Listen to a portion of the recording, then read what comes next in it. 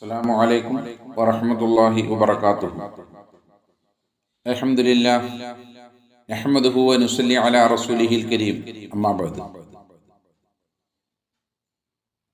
പ്രകൃതിയുടെ വരദാനമായ വാഴയിലകളിലും മറ്റുള്ള സസ്യലതാദികളുടെ ഇലകളിലൊക്കെ നമ്മുടെ വീട്ടുകാർ ഒത്തൊരുമയോടെ ഒരുമിച്ചിരുന്ന് ആഹാരം കഴിച്ചിരുന്ന ഒരു കാലഘട്ടം നമ്മളിൽ നിന്നും മറികടന്നു പോയിട്ടുണ്ട്.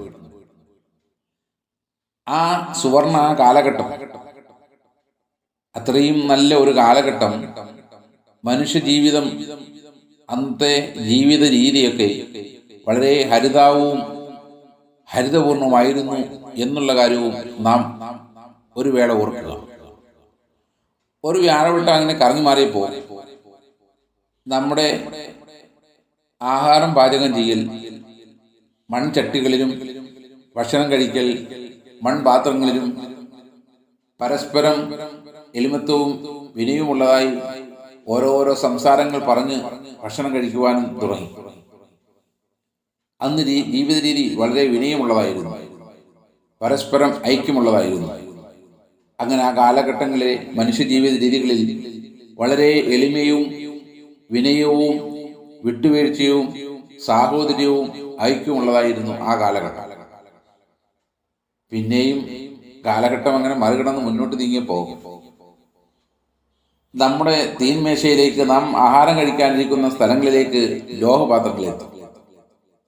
അപ്പോൾ ബന്ധങ്ങളും നമ്മൾ പരസ്പരമുള്ള സ്വന്തങ്ങളും നമ്മൾ പരസ്പരം പെരുമാറുന്ന സൗഹൃദങ്ങളും ആണ്ടിലൊരിക്കൽ മിനുക്കുവാനും വിളക്കുവാനും ആരംഭം കുറിച്ചു.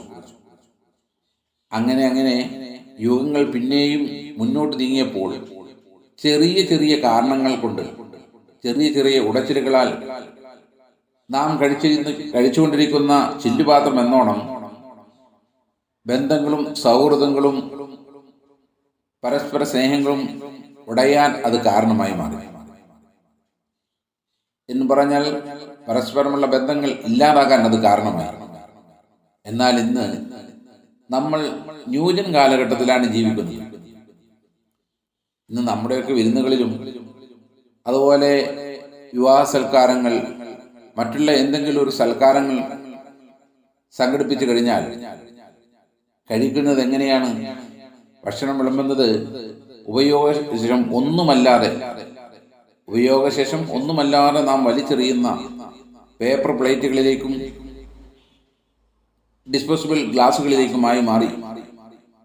അത് കാരണം കൊണ്ട് നമ്മുടെയൊക്കെ ബന്ധങ്ങളും അതേപോലെയായി മാറി. നമ്മൾ സുന്ദരവും സുഖകരമായ ഈ പ്രകൃതിയിൽ നിന്നും ഓരോരോ കാരണങ്ങൾ പറഞ്ഞ് അകലാൻ ആരംഭിച്ചപ്പോൾ എന്തുപറ്റി? നമ്മുടെ ജീവിതവും നമ്മുടെ ജീവിത ശൈലികളൊക്കെ, നമ്മുടെ ബന്ധങ്ങളൊക്കെ അകലാനും ആരംഭം കുറിച്ചു.